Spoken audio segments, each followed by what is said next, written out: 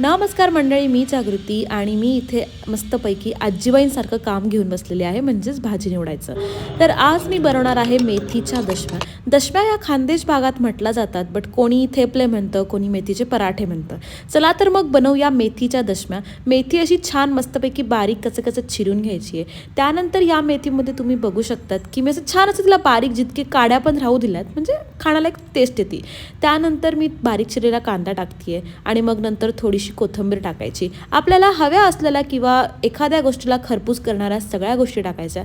त्यानंतर अद्रक, लसूण, मिरची असं मी बारीक मिक्सरमधून पेस्ट करून घेतली आहे. ती पेस्ट यात घालायची आहे.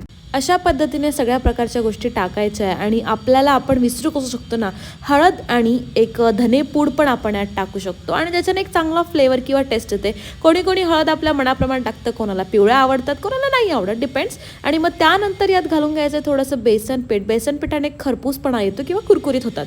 त्यानंतर मी यात टाकणार आहे मस्तपैकी आपलं गव्हाचं पीठ आणि मग सगळं असं कसं छान असं कालवा कालव करून घ्यायची आहे.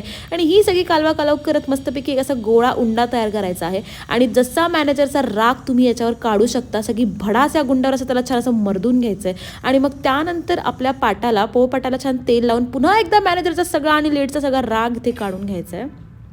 ते सगळं झाल्यानंतर मस्तपैकी छान अशी गोल गोळी घ्यायची आणि त्याचा छान असा गोल गोंडा केल्यानंतर मस्तपैकी त्याला पिठात बुडवायचा आणि थोड्या बोटांनी असा पसरवून घ्यायचा. त्यात छान आतमध्ये त्याला तेल लावायचे, असं पसरवून तेल लावल्यानंतर त्याचा त्रिकोण करायचा आणि मग त्रिकोणाचा गोल करायचा आहे. वाव, मॅथ्स गणितातलं ना म्हणजे एकदम आपलं कसं भन्नाटच असतंय. आणि मग ह्या त्रिकोणाला गोल करत करत चपातीसारखं आपल्याला असं लाटून घ्यायचं, चाटपट झटपट लटापट जे काय असेल ते. आणि मग तुम्ही बघू शकता इथे IT मधल्या पोरींना पण अशा मस्त गोल गोल चपात्या येतात गाईज लाटता. अशी छान मस्त गोल चपाती इथे लाटली गेलेली आहे. आणि मला कमेंटमध्ये तुम्ही नक्की कळवा की तुम्हाला अजून कोणत्या प्रकारच्या रेसिपी आवडतील. आणि प्लीज चॅनलला लाईक करा, शेअर करा, सबस्क्राईब करा. नक्कीच मी नवीन अशा गप्पाटप्पांसोबत रेसिपी घेऊन येईल. आणि मग अशा पद्धतीने माझा हा गोल छान पराठा, थेपला, दशमी वॉटेवर छान लाटून झालेला आहे. आणि मी याला आता मस्तपैकी तव्यावरती टाकणार आहे. तुम्ही बघू शकता इथे सगळं पीठ त्याचं आजूबाजूचं निघून गेलेलं आहे, म्हणजे कमी लावायचं, नाहीतर त्याचं खूप असं पांढरं दिसतं जेव्हा आपण त्याला तव्यावर टाकतो. चला तर मग आता याला छानपैकी तव्यावर थोडंसं तेल टाकून घेतलं आहे आणि मग त्या थेपल्याला, त्या दशमीला छान तव्यावरती ठेवायचं. आणि मी मस्त एका साईडने असं छान त्याला खमंग आणि खरपूस भाजून घ्यायचं आहे.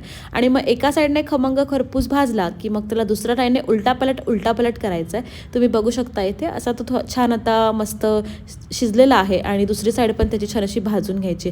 असा खमंग खुसखुशीत मस्त वरतून तेल, याला छान मस्त, वाव कसला भारी वास येतोय. असं छान भाजून घेतल्यानंतर तुम्ही बघू शकता एक छान दशमी इथे रेडी झालेली आहे. त्याला उलटी पलटी अर्धी वाकडी तिकडी काहीतरी करायची आणि मस्त अजून पुन्हा भाजून घ्यायचंय. आणि मग नवऱ्याला म्हणायचंय की चला आता जेवायला. तर व्हिडिओ कसा वाटला नक्की कळवा. Bye bye.